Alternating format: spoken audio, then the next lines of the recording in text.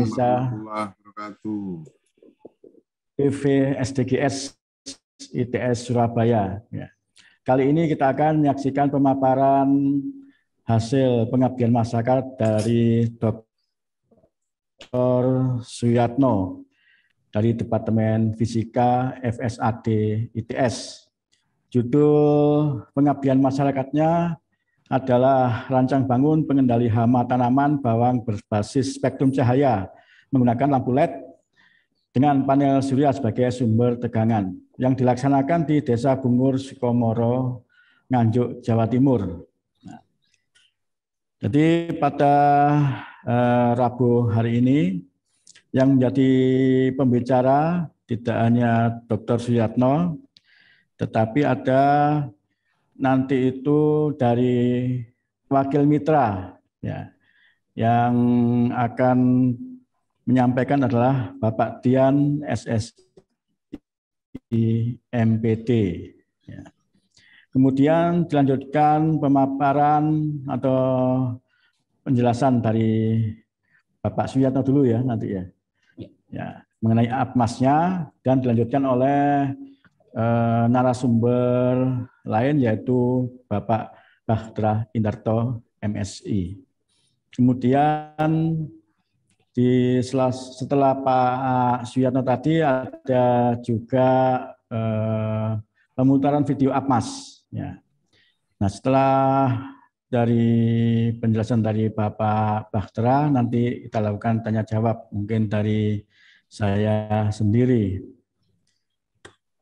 Baik, untuk mempersingkat waktu, Bapak Dian sudah siap? Siap.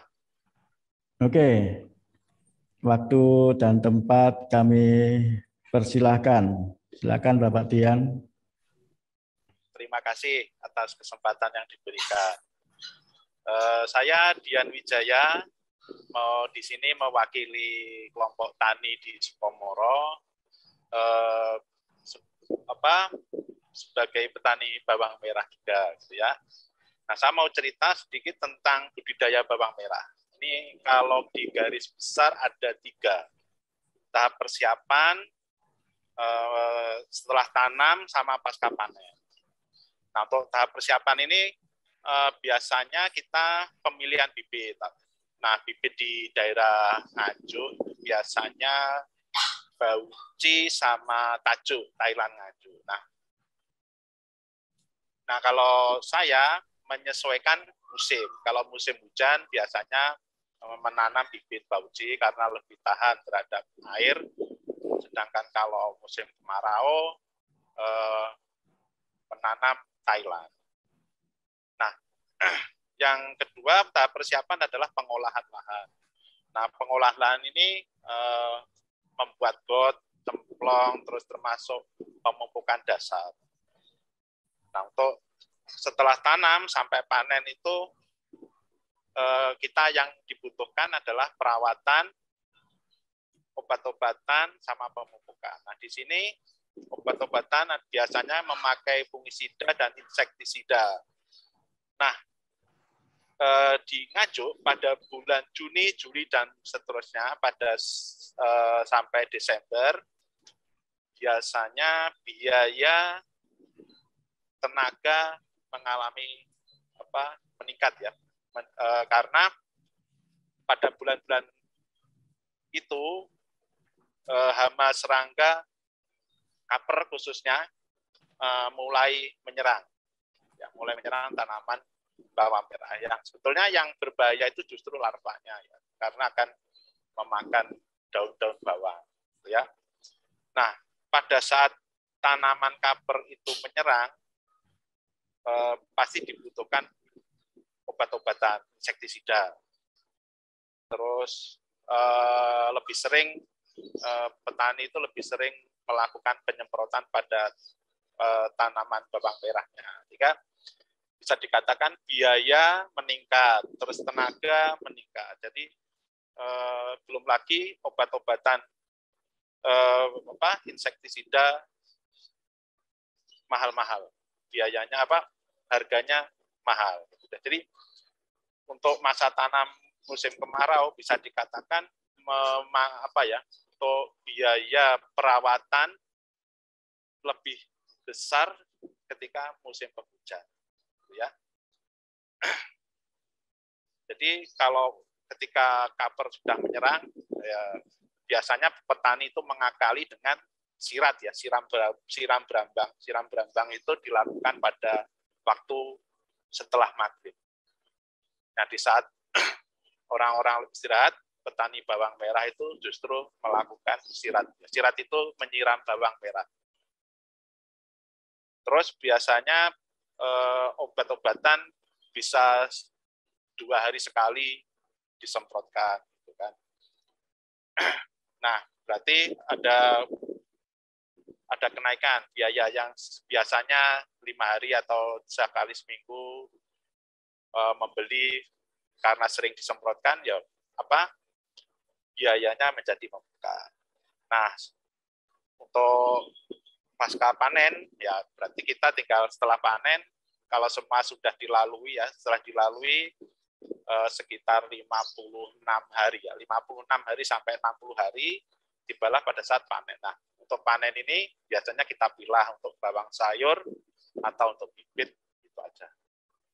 Jadi yang perlu digarisbawahi adalah pada saat bulan Juni dan seterusnya, kalau menanam bawang merah bisa dipastikan biaya dan tenaga akan meningkat. Itu saja pemaparan dari saya.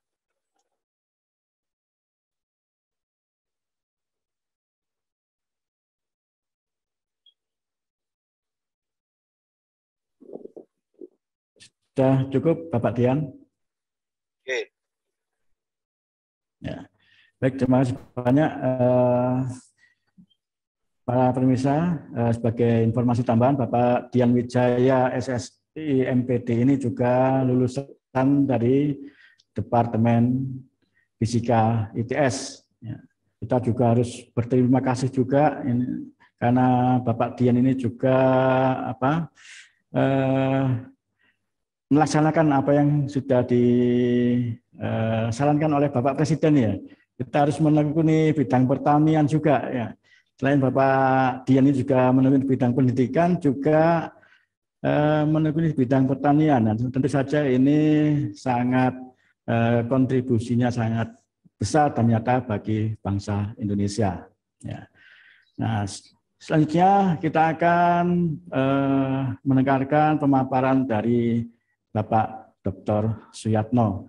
Baik, mohon tunggu sebentar. Slide-nya akan saya share, ya, Pak Yatno. Mohon tunggu sebentar, Bapak dan Ibu sekalian.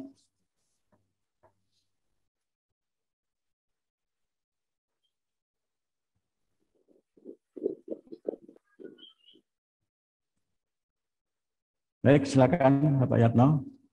Baik, terima kasih. Assalamualaikum warahmatullahi wabarakatuh. Salam sejahtera buat kita semua. Salam sehat untuk pemirsa TV Desa. Perkenankan kami dari tim pengabdi di ITS ingin memaparkan apa yang sudah kami lakukan sebagai bentuk wujud kontribusi kami kepada para petani. Jadi di sini saya akan memaparkan tentang rancang bangun pengendali hama tanaman bawang berbasis spektrum cahaya menggunakan lampu LED dengan panel surya sebagai sumber tegangan. Nah, kegiatan ini kami lakukan di Desa Bungur, Kecamatan Sukomoro, Kabupaten Nganjuk, Jawa Timur. Ini adalah tim pengabdi kami. Saya sebagai ketua, kemudian ada Pak Bahtera Indarto MSI, Ibu Iim Fatimah MSI, Ibu Susilo Indrawati MSI, Bapak Dr. Lila Yuwana, serta Ibu Dr. Melania Suwani Mundini.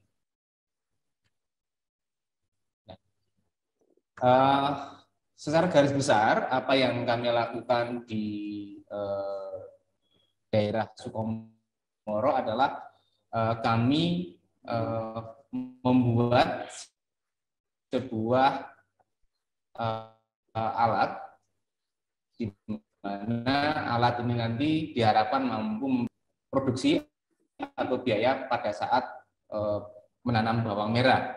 Seperti kita ketahui bersama bahwa seperti yang disampaikan oleh Bapak Dian tadi, bahwa salah satu musuh yang menjadi sangat berat bagi petani bawang adalah hama. Namun hama tersebut banyak sekali jenisnya, sehingga dengan salah satu hama tersebut kita berusaha untuk bagaimana kita bisa mengendalikan hama tersebut dengan menggunakan alat yang relatif murah dan sederhana, yaitu dengan membuat light trap atau penjebak yang berbasis pada warna cahaya sebagai pengganti insektisida dan menggunakan panel surya sebagai sumber tegangan. Nah, hal ini nanti diharapkan akan jauh lebih efektif dan jauh lebih aman dibandingkan dengan menggunakan metode-metode yang saat ini ada. Nah, adapun outline yang akan kami sampaikan di sini nanti adalah ada pendahuluan yang nanti akan saya sampaikan terkait dengan yang melatar belakangi dari kegiatan ini, kemudian nanti ada desain alat, ya, alat yang kita terapkan di sana, kemudian ada bagaimana prinsip kerjanya dan realisasinya, serta nanti rencana ke depan terkait dengan kegiatan yang sudah dilakukan. Baik,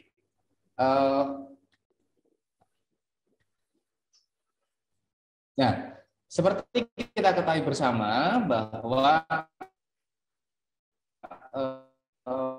bawang merah itu menjadi salah satu dari dapur kita, karena itu nanti menjadi salah satu bumbu yang membuat masakan menjadi enak. Ya, seperti kita ketahui bersama, seperti yang ada di dalam gambar, ya, di situ adalah komoditas bawang merah, kemudian di sebelah kanan terdapat sebuah lahan yang mulai sudah diserang oleh hama. Kemudian hama tersebut sebenarnya adalah berupa larva atau ulat yang nantinya akan memakan daun bawang merah tersebut sehingga nanti akan mati. Nah, beberapa upaya sudah dilakukan oleh para petani, seperti yang terlihat di gambar. Di situ adalah dengan menyemprotkan insektisida atau bahan kimia yang tujuannya adalah untuk menghambat, bahkan diharapkan sebisa mungkin untuk membunuh, ya, ulat yang sudah bersarang di daun. Nah, alternatif lain yang sudah dilakukan oleh petani adalah dengan membuat light trap seperti yang ada di gambar, bahwa light trap dengan menggunakan cahaya lampu warna putih. Kemudian sebagai sumber tegangannya adalah menggunakan lampu PLN. Tentunya dengan menggunakan lampu PLN, kemudian warna putih, tentunya akan berdampak pada biaya tambahan yang harus dikeluarkan oleh petani.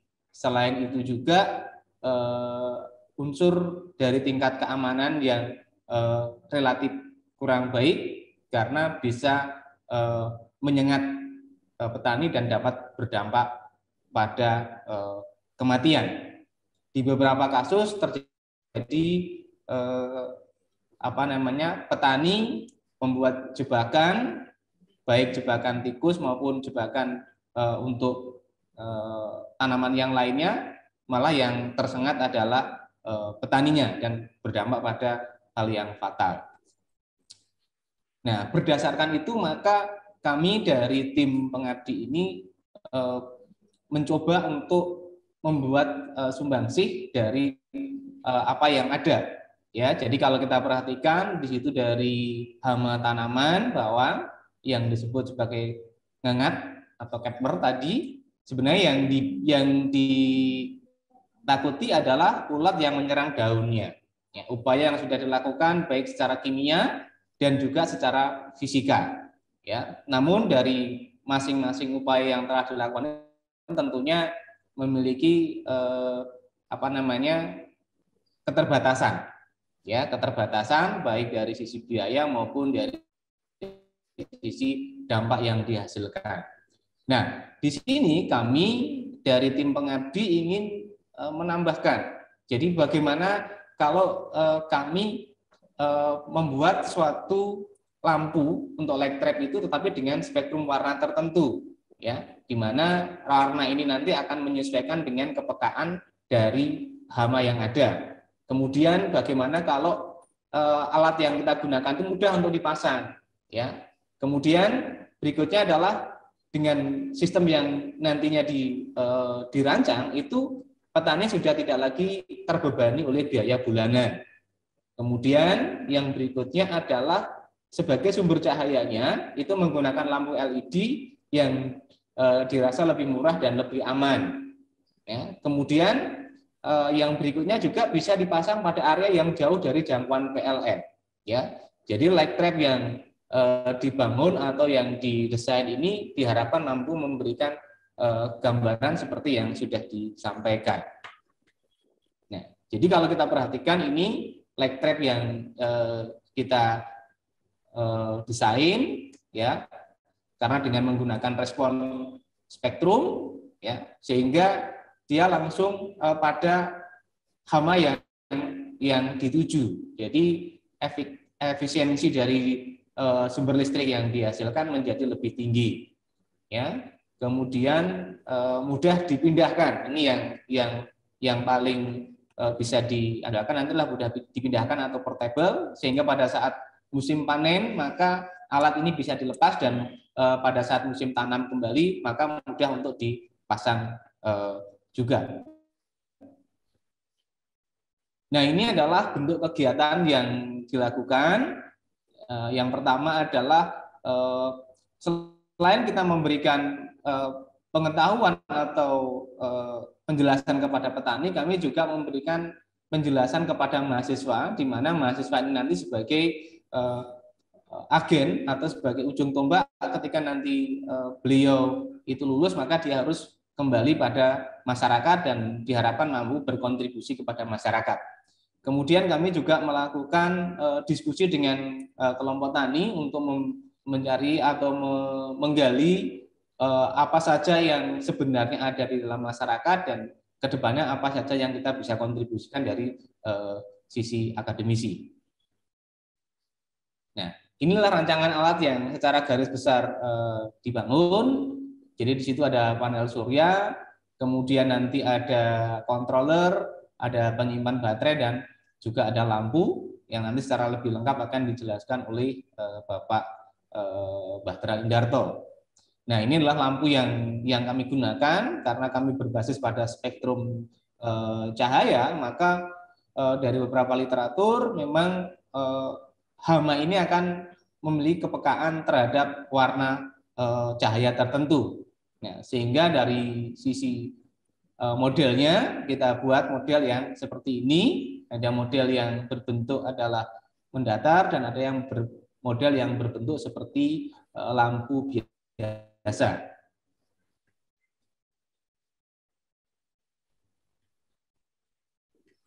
Baik. Nah, untuk realisasi di lapangan,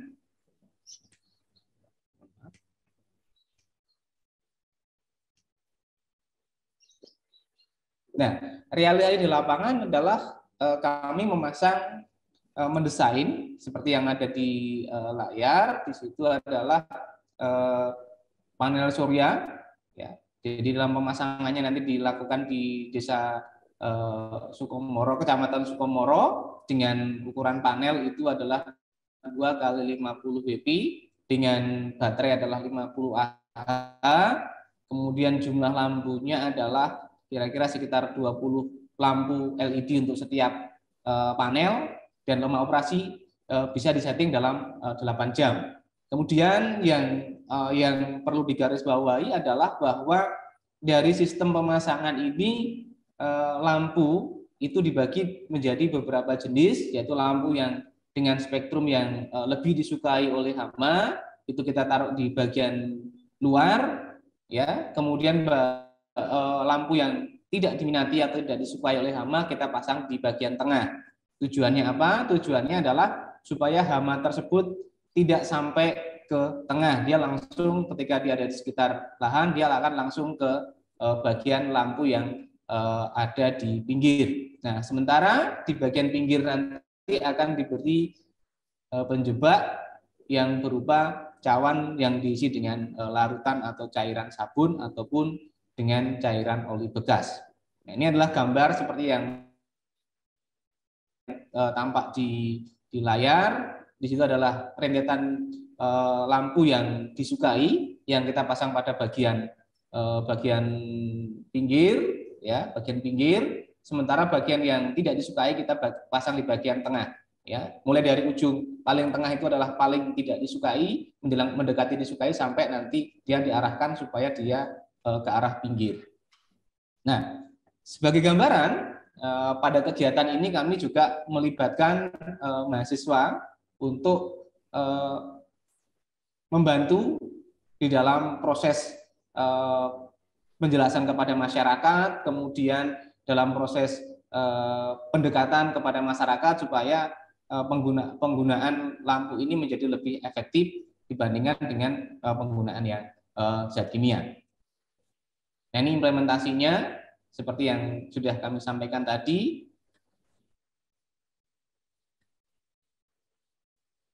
Nah, ini realisasi lapangannya, ya, kita pasang di lahan. Kemudian inilah kegiatan-kegiatan adalah tim dari pengabdian masyarakat ini. Ada tim dari pengabdi dan masyarakat dan mahasiswa KKN, kemudian juga ada keterlibatan mahasiswa dari SMK PGRI 1 Kertosono sebagai bagian dari mitra yang nantinya akan menjadi penyalur informasi kepada masyarakat. Ini beberapa hasil dokumentasi. Jadi kalau kita perhatikan, ini adalah setelah dalam satu malam kita nyalakan, maka terlihat pada cawan tempat di mana light trap itu dipasang, di bagian bawahnya akan terkumpul banyak sekali hama yang mendekat, yang akhirnya terjebak pada bagian bawah tersebut. Nah, hama ini memiliki kecenderungan akan memansa daun dan juga akan bertelur yang nantinya akan menghasilkan larva yang memakan daun yang lama-lama akan menjadi kering.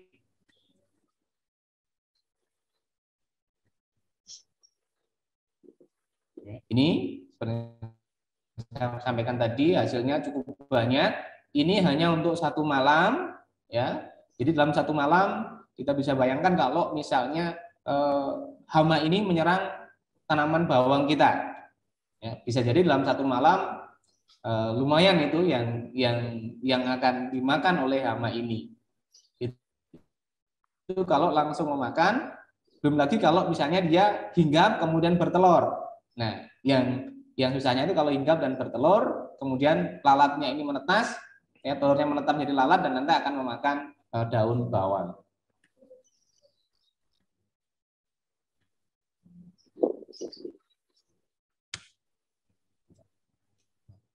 Nah, ini adalah kegiatan ke depan.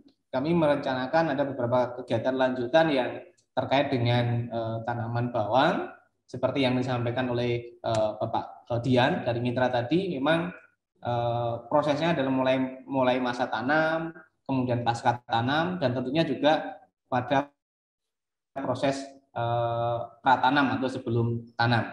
Jadi kita berharap ini adalah tindakan yang nanti akan berkelanjutan, di mana kita bisa berkontribusi untuk kemajuan dari petani bawang merah.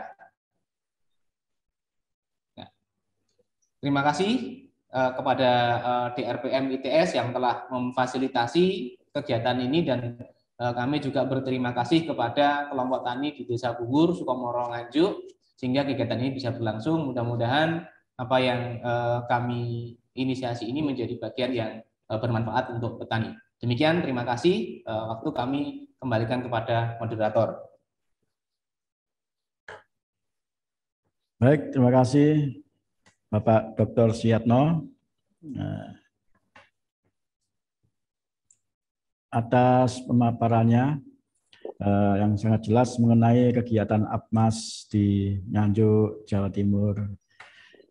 Dan berikutnya akan kita saksikan pemaparan mengenai pembangkit listrik tenaga surya. Ya. Pak Bahtera sudah siap? Slide-nya akan saya share dari sini ya, Pak Bahtera. Baik, mohon tunggu sebentar.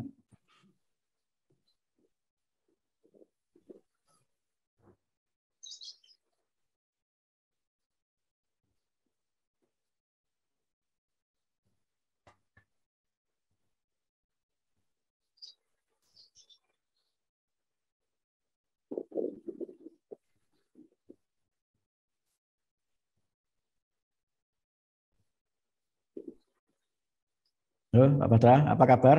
Baik-baik? Alhamdulillah, baik dan sehat. Alhamdulillah. Ya. Sebentar, akan saya share ya.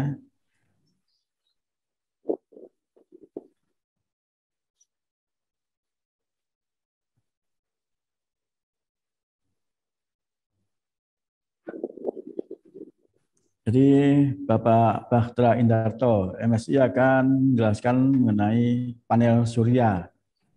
Ini karena slide-nya diputar dari ITS, maka nanti kalau Pak Bahtera ingin pindah slide selanjutnya, tinggal memberi aba-aba kepada kami. Monggo. Baik, silakan Pak Bahtera. Terima kasih Pak Nila,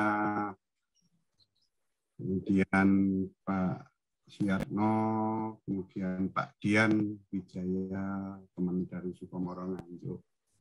Assalamualaikum warahmatullahi wabarakatuh. Waalaikumsalam warahmatullahi wabarakatuh. Semoga kita selalu dalam lindungannya. Sebenarnya bahwa namanya sekarang mungkin sudah memasyarakat dan masyarakat juga sudah banyak tahu, mulai dari yang dipasang di rumah, dipasang di jalan, kemudian sekarang kita akan menyaksikan banyak solar cell yang akan terpasang di sawah, mulai dari sawah bawang maupun sawah-sawah yang lain. Nah, kenapa kok pakai solar cell kan begitu? Jadi, cerita awalnya bahwa setelah Perang Dunia ini ditemukan yang namanya bahan semikonduktor. Kemudian dari penemuan itu menyebabkan banyak ditemukannya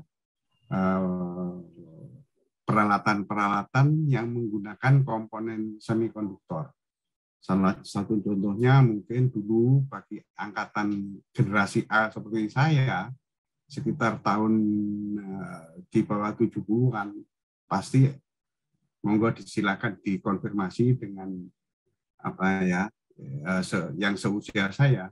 Dulu dikenal namanya radio transistor.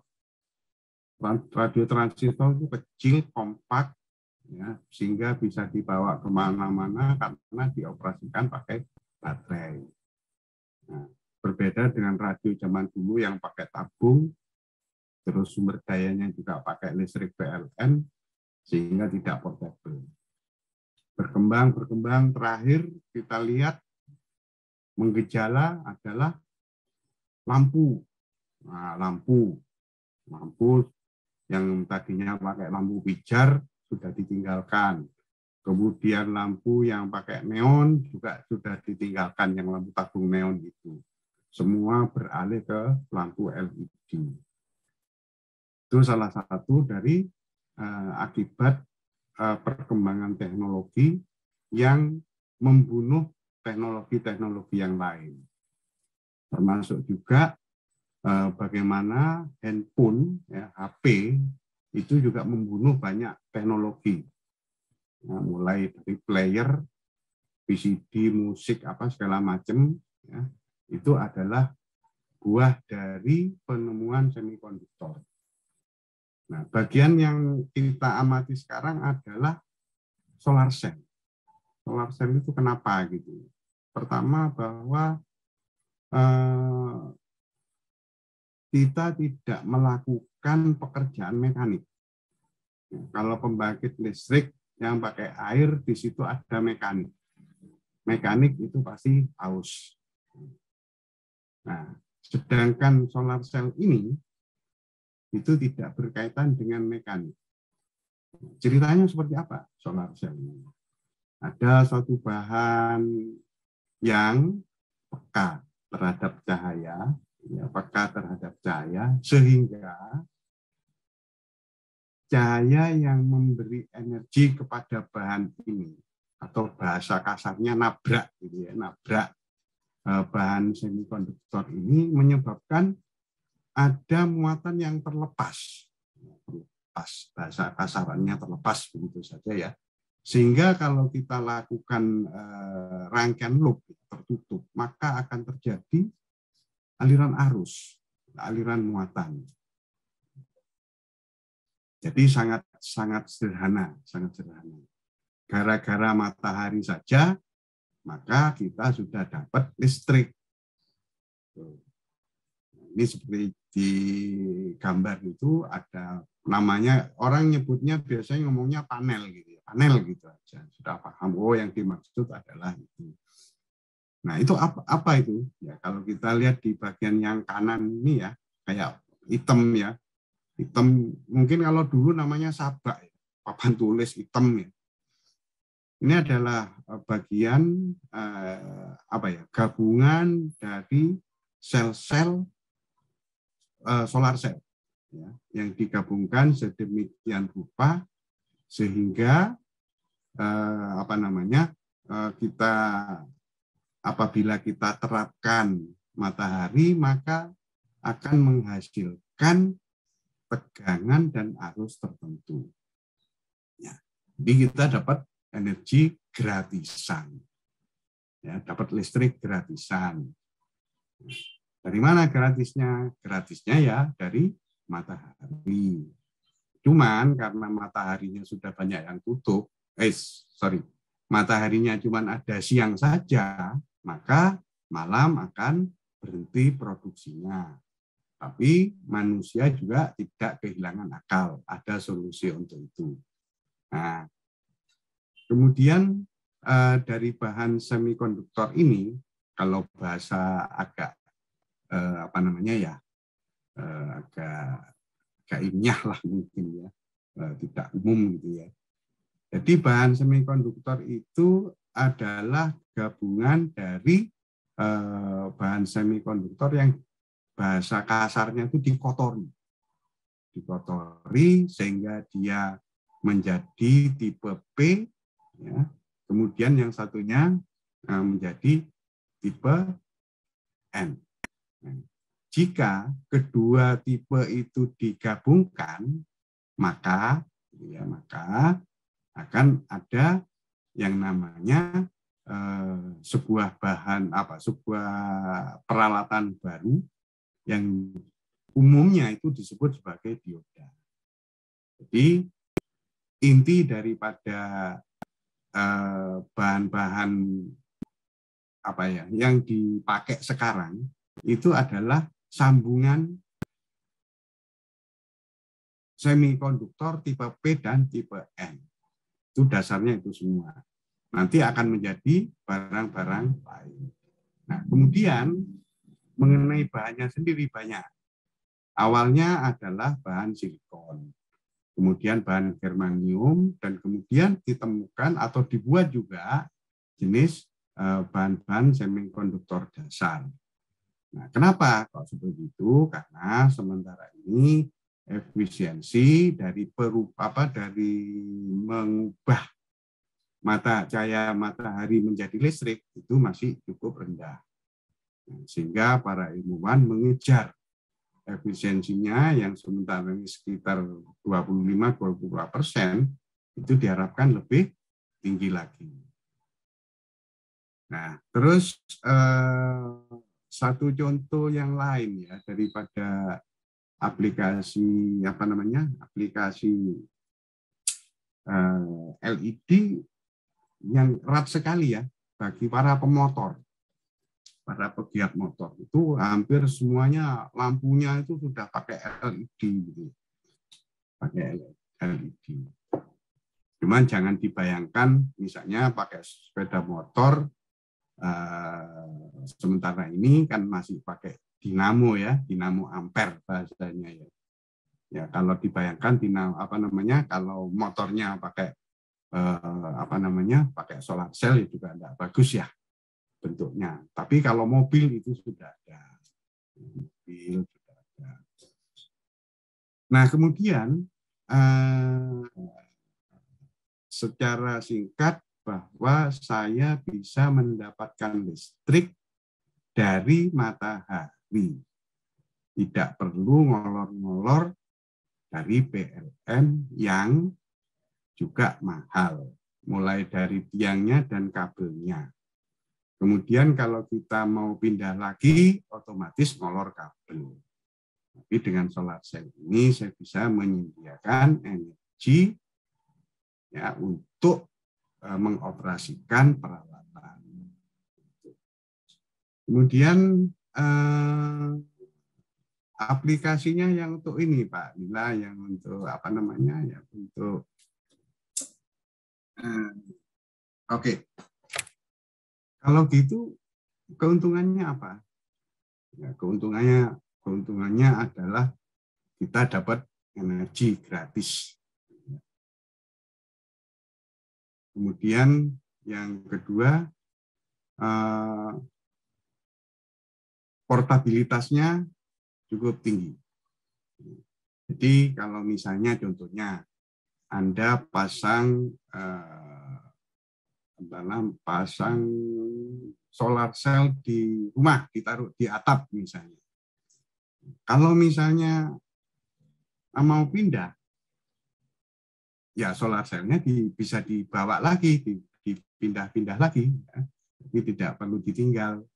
Ya. Kemudian bagaimana kalau listrik rumahnya biar gap? Untuk di beberapa daerah itu kadang-kadang matinya itu lebih lama daripada di kota, gitu ya. Maka perlu juga dibantu dengan dibantu dengan instalasi solar cell. Terus bagaimana dengan pemeliharaannya? Ya tidak perlu dipelihara ya. Asal tidak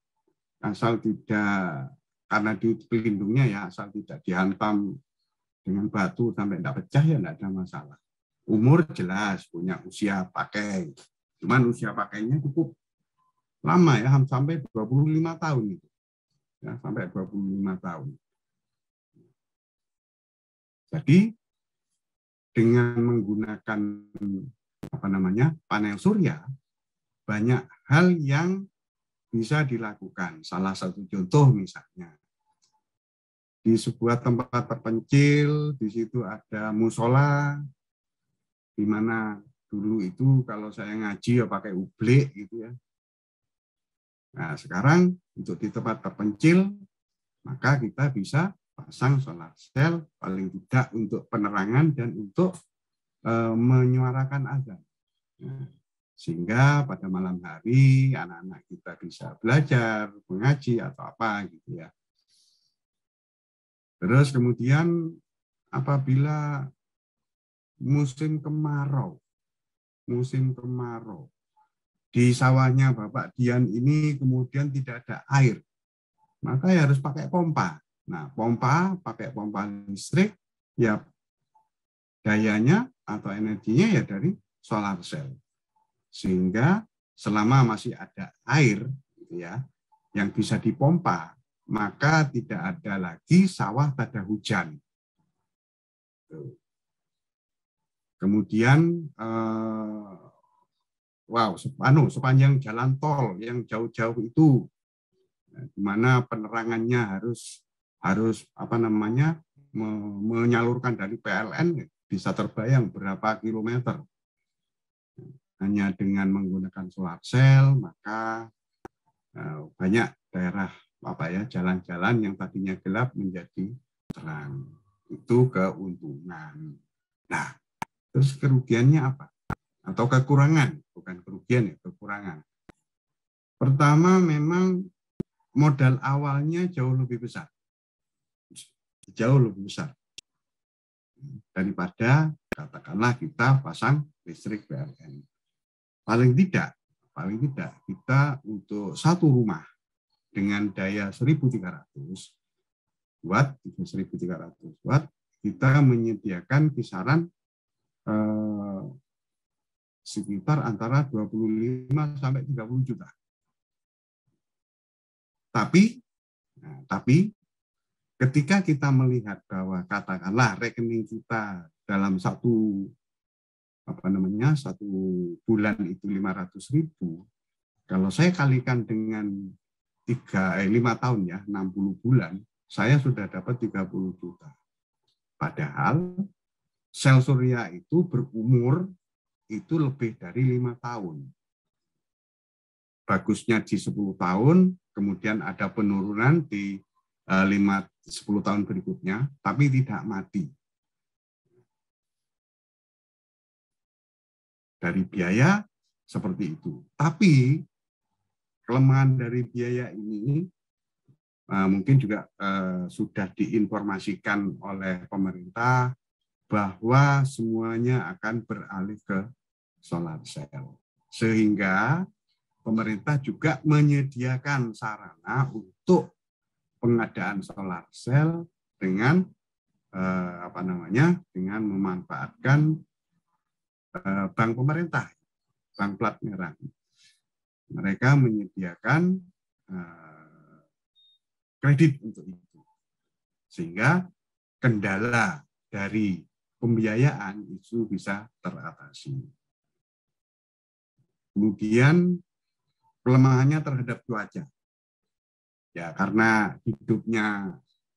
sinar matahari otomatis ya begitu mataharinya sudah tidur ya tidak ada lagi. Tapi namanya manusia itu selalu diberi sama Allah itu kan diberi otak ya untuk ngakali. Nah, ini ngakali, tapi yang ngakali itu konotasinya jelek. Ngakali supaya ketika tidak ada matahari bagaimana? Ini informasi yang lain adalah efektif matahari itu ngitungnya biasanya cuma 5 jam. Yaitu dari jam 10 sampai kira-kira ya jam 2 lah, 4 jaman. Nah, itu adalah puncak daripada pengisian. Sehingga ya sudah kita bantu dengan apa? Dengan menyimpan ketika pengisian ketika puncak tadi itu kita simpankan ke dalam baterai. Sehingga walaupun sudah malam kita masih mempunyai energi untuk kegiatan, baik kegiatan produksi maupun kegiatan rumah tangga. Nah, terus kemudian bagaimana kalau hujan? Nah, ini ada 2 jenis tadi, ada 2 jenis semikonduktor yang digunakan, ada yang monokristalin, ada yang polikristalin.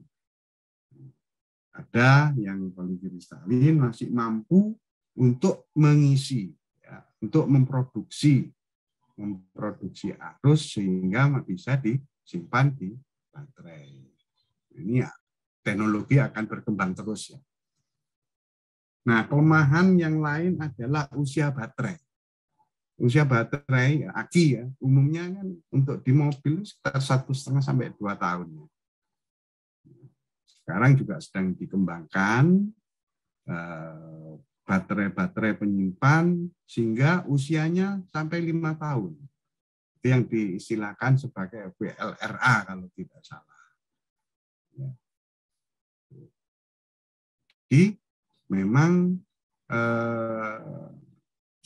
banyak kelemahannya, tapi kita masih berusaha untuk untuk menutupi. Satu contoh yang lain, misalnya sebuah rumah produksi yang bekerja pada siang hari itu bisa kita lepas ketergantungan dari PLN. Contohnya, misalnya sekolah. Sekolah itu ya yang siang hari ya, bukan yang kelas malam. Siang hari pakai AC, pakai lampu, pakai segala macam, ya, itu bisa bisa dialihkan dengan menggunakan solar cell. Kalau istilah yang dipakai sekarang namanya on grid. Jadi begitu matahari muncul, menyinari, dayanya cukup, sambungan ke PLN-nya langsung putus. Langsung lepas dari PLN tanpa jeda. Jadi tidak sampai berkedip. Kalau itu misalnya sebuah contoh yang lain, mungkin klinik ya, klinik dokter gigi yang bekerja pada siang hari, peralatannya banyak. Maka dengan sistem on grid mengalihkan dari PLN ke solar cell. Sistem on grid ini karena kerjanya cuma siang hari, ya nggak pakai baterai. Langsung solar cell memberi energi pada peralatan-peralatan. Informasi yang lain bahwa ada sebuah perusahaan ya pengolah kopi di daerah Sumatera, ya pasang solar cell itu mampu menghemat dari PLN dari 60% sampai 80%.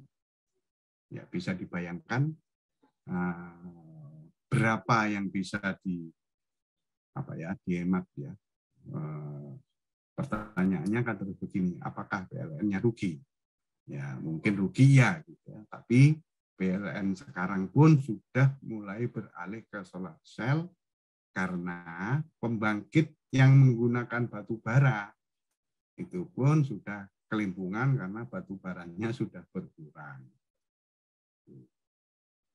Ini dari sisi aplikasi ya penggunaannya. Mungkin yang slide berikutnya Pak Lila.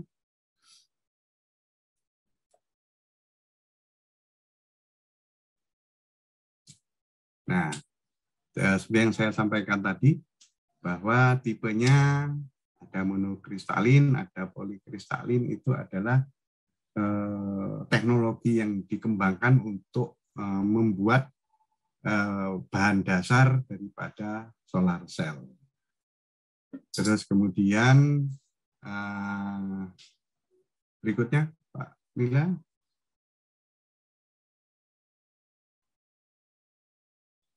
Nah, pertanyaannya kan terus begini, bagaimana kita mau menggunakan apa yang harus kita pikirkan dulu sebelum menggunakan.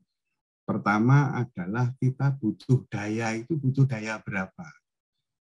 Misalnya untuk rumah yang 1.300 watt ya. Oh, kalau 1.300 watt berarti alat-alat yang kita gunakan adalah alat-alat dengan dasarnya tegangan AC, ya, tegangan AC yang dari PLN itu. Oh, berarti kalau 1.300 tegangan 220 kira-kira 6 ampere ya. 6 ampere harusnya yang harus kita alirkan. Berarti kita butuh solar cell yang mampu memberikan dayanya adalah nanti 1.300, kemudian tegangannya adalah 220, ya, terus kemudian arusnya sekian. Jadi kita memilih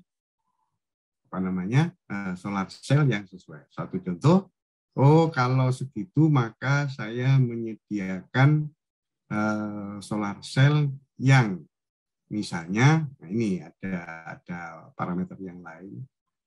katakanlah 300 WP, bahasanya 300 WP. Apakah 300 WP itu? WP itu adalah watt peak ya, watt peak. Watt peak itu adalah kemampuan solar cell untuk menghasilkan arus ketika puncak cahaya matahari. Ya, kisaran dari jam 10 sampai jam 2 itu. Nah, kalau misalnya dia tegangannya, misalnya tegangannya 12 volt, 300 watt peak itu berarti hasilnya nanti 300 dibagi 12. 300 dibagi 12. Berarti kalau ini yang dicontohkan yang 50 watt peak ya, 50 watt peak, tegangannya 12, maka ampernya adalah 4,2. Kalau 300, berarti ya kali 6 ya, kali 6. Ketemunya adalah 25 ampere, 25 amperan. 25 ampere. 25 ampere ini harus disimpan ke apa? Ke baterai yang butuhnya adalah, kalau di sini hitungannya karena yang dipakai 50 watt peak, ya, kemudian arusnya 4,2, saya pakai dengan baterai yang 50 Ah. Nah, 50 Ah ini apalagi? 50 ampere hour. Artinya apa? Kalau baterai 50 ampere hour, kalau saya tarik 1 ampere, maka habisnya kasarannya 50 jam. Ya, 50 jam. Kalau kita nariknya setengah ampere ya bisa 100 jam. Sehingga dengan 4,2 ampere itu bahwa pengisian, ya kalau dulu ya, aki itu pengisiannya adalah 10% daripada 50 Ah. Ya. Jadi kalau saya ngisi 4,2, saya butuh 10 jam kira-kira untuk bisa penuh sampai 50 Ah.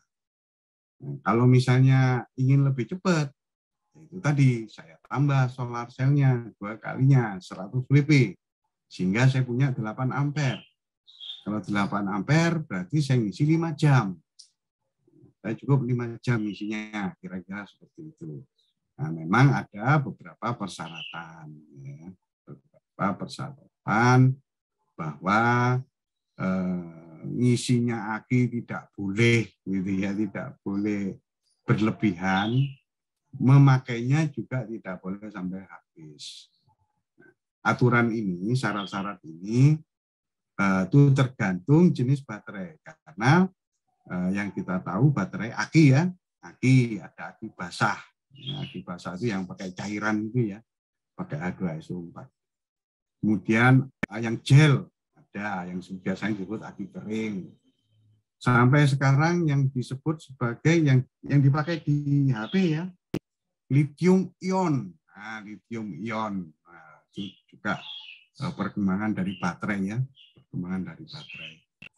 Kemudian terakhir adalah polimer, lithium ion polimer, itu jenis-jenis bahan untuk membuat baterai untuk penyimpanan. Kemudian bagaimana kita menghitungnya? Ya, ada tabel ya, ada rumusan gitu ya. Oh, kalau sekian maka kita akan sekian gitu ya. Nah, saya cerita agak lama sedikit, sekitar tahun 80-an ya. Itu sudah banyak sudah muncul ya solar cell itu. Tapi lampu yang dipakai itu lampu neon tabung itu. Nah, lampu neon tabung, dan itu tidak berumur, kira-kira 2 bulan atau enggak sampai 2 bulan mungkin ya. Itu ujung-ujungnya itu sudah hitam semua. Jadi begitu sekarang ditemukan, nah ini kaitannya dengan semikonduktor lagi, ya, ditemukannya semikonduktor, dioda, ketemulah LED, ya, yang hemat dan tidak panas. Jadi Bisa dibayangkan kalau kamar saya ingin terang, saya pakai lampu pijar 100 watt. Nah, kalau sekarang itu memang dipakai tapi untuk penetasan telur, bukan untuk kamar. Kalau kamar gobios itu bisa mandi keringat semalaman. Tapi dengan lampu LED lebih hemat, ya, lebih hemat karena hampir semua energi yang disalurkan ke lampu itu hampir seluruhnya dirubah menjadi cahaya. Jadi bisa dibayangkan bagaimana perkembangan, nah balik lagi, perkembangan semikonduktor sedemikian sehingga bahwa sampai di sawah-sawah pun, mungkin tadi dilihat dari video tadi, seolah-olah sawah itu menjadi kafe, wadang gitu ya, menjadi kafe. Mungkin ya bagus juga kalau di sawah berambangnya Pak Dian ini tinggal ngasih tinggal ngasih tempat duduk ya, menjadi kafe ya, jadi tempat nongkrong teman-teman petani bawang ya. Jadi secara hitungan dasarnya adalah kebutuhannya berapa, kemudian ya, nah, kebutuhan ini kemudian kita konversi ke jumlah panelnya. Misalnya kalau yang tadi, misalnya saya butuh 1.300 watt, saya punya solar cell yang 50 WP tadi, ya, maka saya cari yang sehingga ketemunya adalah 1.300 watt. Penunjang yang lain adalah untuk mengkonversi karena kita masih pakai lampu-lampu atau peralatan listrik yang masih standar PLN, kita perlu satu yang namanya inverter, yaitu yang mengubah dari listrik DC ya. Jadi solar cell ini menghasilkan listrik DC ya. Nah, sedangkan yang PLN itu adalah listrik AC, maka perlu dikonversi menjadi AC, yaitu dengan menggunakan inverter. Sehingga semua peralatan tidak perlu dirubah menjadi DC ya. Dan mulai dari kulkas, mesin pompa gitu ya, itu kan masih AC semua ya. Masuk mesin jahit mungkin gitu ya. Dengan menggunakan inverter, maka kita masih bisa memanfaatkan peralatan-peralatan yang bekerja ke tegangan AC. Mungkin slide berikutnya, Pak Lila.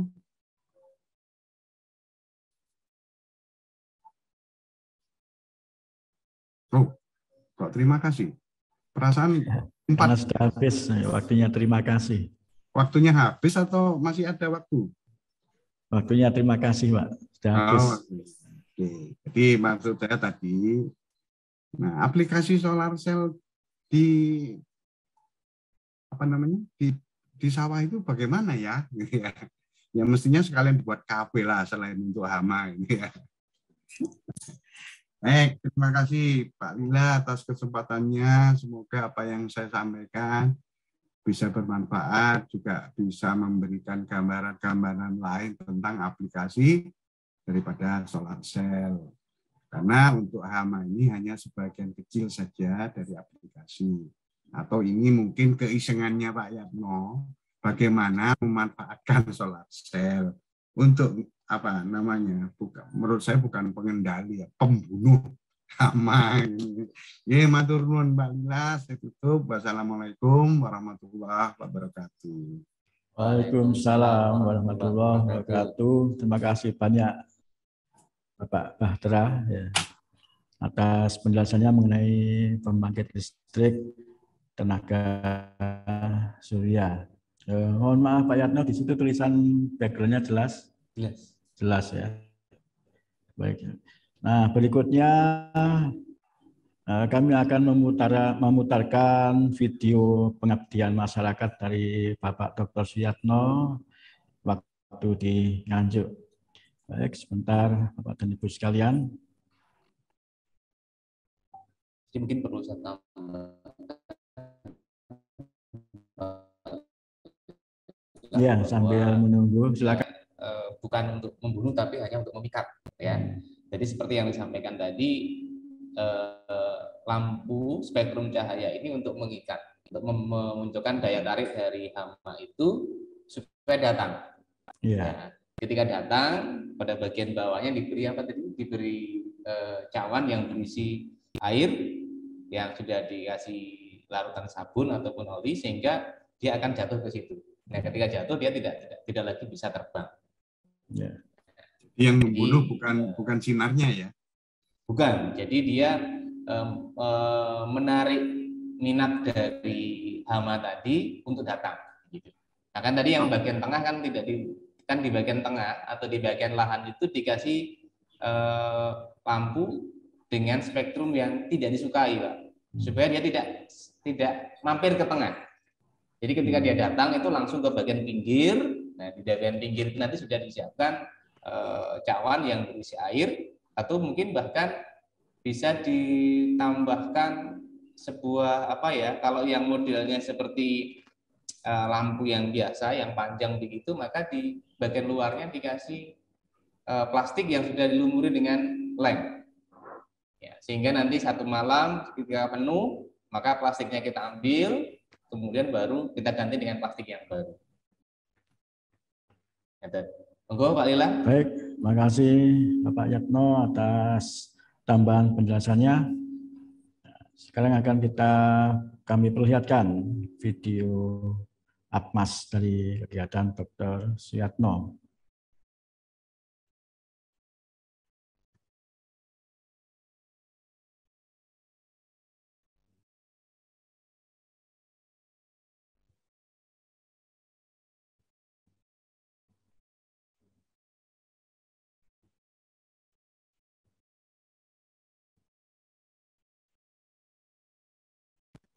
Kota Nganjuk merupakan penghasil bawang terbesar di Jawa Timur. Suara apa sudah masuk, Pak Bahtera? Pak Ampun. Dalam penanaman hingga pemanenan tanaman bawang, hal yang sering menjadi mahal terbesar bagi para petani untuk mendapatkan kualitas bawang yang baik adalah hama. Hama ini sering didapati petani saat tanaman bawang masih berumur muda, dan tentunya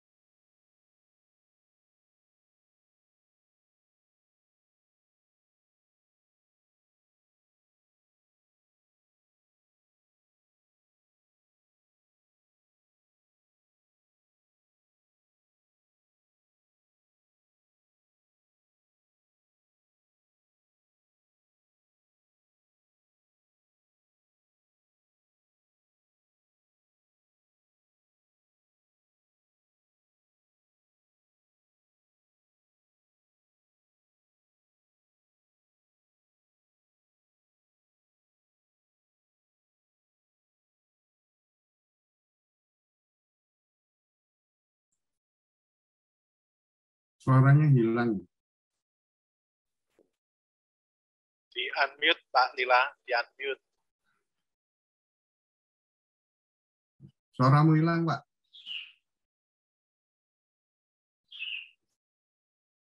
Maaf, suara masih di mute. Ya. Allah. Terima kasih pemirsa TV SDGS. Tadi sudah kita saksikan pemutaran video kegiatan Akmas. Berikutnya adalah sesi tanya jawab. Mungkin karena yang hadir di sini yang lain adalah narasumber ya. Mungkin saya sendiri yang akan bertanya. Ya, hanya beberapa hal ya. Beberapa hal yang bisa mungkin yang membuat saya tertarik dan juga membangkitkan rasa ingin tahu saya. Ya. Nah, itu kan perangkapnya untuk menarikkan menggunakan lampu. Ya. Kan kita bisa melakukan dengan hal yang lain, dengan bau atau yang apa. Nah, itu alasannya kenapa menggunakan lampu, Pak Yatno. Baik, terima kasih Pak Lila atas pertanyaannya. Jadi sebenarnya penggunaan lampu ini yang pertama adalah relatif lebih mudah di dalam pemasangan, ya, relatif lebih mudah dalam pemasangan. Kemudian yang kedua adalah kalau kita menggunakan bau atau bahan kimia, tentunya yang biaya juga akan lebih banyak karena kan ketika kita menggunakan bahan kimia kan dengan durasi waktu tertentu kan harus dilakukan penyemprotan kembali, sehingga itu akan menambah biaya. Kemudian yang kedua, yang berikutnya adalah ketika kita menggunakan bahan kimia, terutama pada musim misalnya musim angin misalnya, tentunya bau tadi kalau kita menggunakan bau akan terbawa oleh angin, sehingga mungkin di lokasi yang kita semprotkan itu dia tidak efektif di situ, bahkan mungkin akan sampai ke tempat yang lain. Kemudian kenapa menggunakan lampu? Ya, salah satunya adalah bahwa aktivitas dari hama ini adalah cenderung pada malam hari. Cahaya atau lampu itu sebagai istilahnya navigator bagi hama untuk beraktivitas. Namun aktivitas ini tentunya hama ini memiliki kepekaan tertentu pada warna, sehingga kami menggunakan warna yang mungkin di situ kenapa menggunakan spektrum warna begitu, ya. Nah itu mungkin jawabannya Mbak, kalau tadi Pak Lila menanyakan kenapa kok menggunakan lampu tidak menggunakan yang lain, mungkin itu Pak. Baik, terima kasih Pak Yatno. Mungkin saya masih ada beberapa pertanyaan lagi ya. Kalau kelebihan dari sistem yang dibuat ini daripada yang sudah ada, bagaimana kira-kira Pak? Baik, sistem yang dibuat ini dirancang untuk membantu petani. Ya, membantu petani itu yang pertama di dalam pengaplikasikannya mudah, ya, pengaplikasian mudah. Seperti yang tadi sudah dijelaskan oleh Pak Bahtera, bahwa dengan menggunakan panel surya ini tentunya akan lebih mudah di dalam pengaplikasiannya. Mulai dari bisa diterapkan di daerah yang jauh dari jangkauan PLN. Kemudian yang kedua itu menggunakan arus yang cukup lemah, ya, seperti yang tadi sudah disampaikan, arusnya itu karena kita menggunakan lampu LED yang rata-rata arusnya hanya sekitar 200 mA atau bahkan kurang dari itu. Kemudian yang berikutnya lagi adalah ketika kita menggunakan warna. Jadi berbedanya dengan yang lainnya adalah kita menggunakan spektrum warna. Karena ketika menggunakan spektrum warna, tentunya setiap hama itu memiliki kepekaan terhadap warna cahaya tertentu. Ya, ketika cahaya tertentu itu dari beberapa literatur yang kami peroleh bahkan sampai 800 nanometer, ya, yang memiliki kecenderungan pada spektrum warna tertentu. Nah, sementara yang ada sekarang itu menggunakan warna putih, ya. Nah, ketika warna putih atau lampu warna putih kan tidak semua hama itu suka pada warna itu. Mungkin bisa jadi yang sekarang dilakukan itu kalau yang warna putih itu sebenarnya dari hasil penelitian itu warna yang kurang disukai. Sehingga tadi warna putih kami pasang di bagian tengah, ya, di bagian tengah supaya apa? Supaya warna itu tidak sampai, ya, sehingga pada bagian luar kita kasih warna yang memiliki kecenderungan disukai oleh hama tadi. Jadi perbedaannya di situ mulai dari warna atau spektrum warnanya. Kemudian yang kedua adalah menggunakan panel surya sebagai sumber tegangannya yang nantinya akan berdampak pada tidak adanya operasional per bulan yang harus dikeluarkan oleh petani, termasuk pemasangannya yang cukup relatif murah. Mungkin Pak Bahtera ada yang mau ditambahkan? Monggo Pak Bahtera terkait dengan sistem ini mungkin. Baik, terima kasih Pak Yatmo. Kelebihan yang cukup ini adalah portabilitas, ya. Ini ada beberapa pengalaman mungkin juga di Pak Dian. Kalau kita menggunakan diesel, ya dieselnya dicolong, ya. Ketika ya namanya orang punya ingin kan gitu ya. Cuman kalau yang solar cell ini begitu tidak dipakai ya bisa dipindah, karena memang tidak terlalu berat lah, ya. Artinya dari pengamanannya pun akan lebih mudah, ya, pengamanannya akan lebih mudah. Terus yang tadi mungkin bahwa bahaya daripada listrik itu lebih pada tegangan. Jadi bedanya mungkin bisa membedakan begini. Aki sepeda motor itu kan 12 volt. Ya kalau kita pegang ya tidak akan nyetrum gitu ya. Tapi kalau kita pegang untuk yang ke busi, nah walaupun tadi aki katakanlah 10 Ah gitu, ampere ya, 10 ampere hour. 113. Kan yang untuk di busi itu arusnya kecil. Cuman tegangannya itu di atas sampai 300 volt.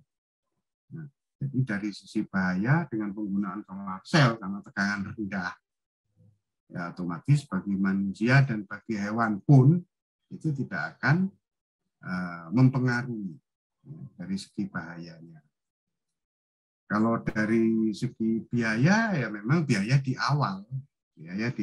Tapi kalau kita lihat usia pakainya itu bisa-bisa menjadi 0% itu.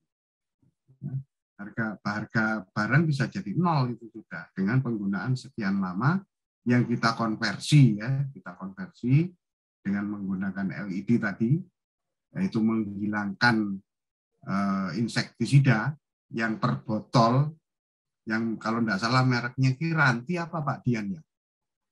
Kiranti apa mereknya? Yang 325.000 per botol. Ya, kok Kiranti nih? Nun sewu Pak Dian. Mereknya apa Pak Dian?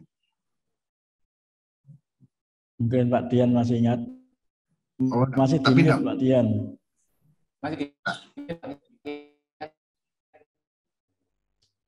Tapi mungkin tidak boleh nyebut merek ya. Ya insektisida lah dengan per botol 325.000 pakainya sehingga satu musim tanam saya butuh sampai 5 botol, bahkan bisa lebih. Jadi di bagian itu sudah menghemat sekian. Dari penggunaan listrik ya jelas ya tidak bayar rekening, tidak bayar PJU ya, pajak jalan umum ya. Itu kelebihan-kelebihannya dari penggunaan solar cell. Mungkin itu Pak Lila ya, tambahan dari saya. Baik, Bapak Bahtera Indarto, terima kasih atas tambahannya. Nah, mungkin dari audiens lain, Bapak Dian mungkin ada yang tanyakan? Silakan di-unmute mic-nya. Kalau saya menambahkan untuk pemasangan aja, pemasangan alatnya saja. Jadi sangat disarankan alat ini tidak dipasang di atas tanaman bawang merah, tapi agak ke pematangnya, gitu, agak ke pematang. Jadi yang kita takutkan, kan alat ini sangat menarik serangga. Nah, yang kita takutkan kalau tidak sampai kena penjebaknya, malah ke bawang merahnya. Makanya saya sarankan untuk pemasangan alat ini tidak boleh di atas tanaman bawang merah, tapi di atas pematangnya. Itu saja saran dari saya. Baik, terima kasih banyak Bapak Dian. Ini Bapak Dian langsung dari lokasi ya. Terima kasih banyak atas kesediaannya mengikuti mengikuti kegiatan TV Desa ini dan juga kegiatan APMAS tentunya. Ya. Semoga tetap berkelanjutan hubungan baik kita. Nah, ada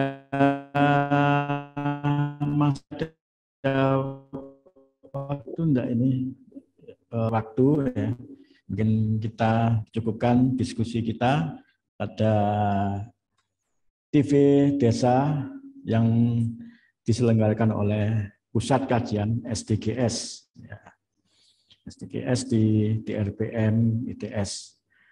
Baik, para pemirsa, saya Lila Yuwana dari Departemen Fisika mengucapkan banyak terima kasih atas perhatiannya dan juga kehadiran para narasumber yang pertama Bapak Dr. Suyatno, kemudian Bapak Bakhtera Indarto dan Bapak Dian Wijaya SSI MPT.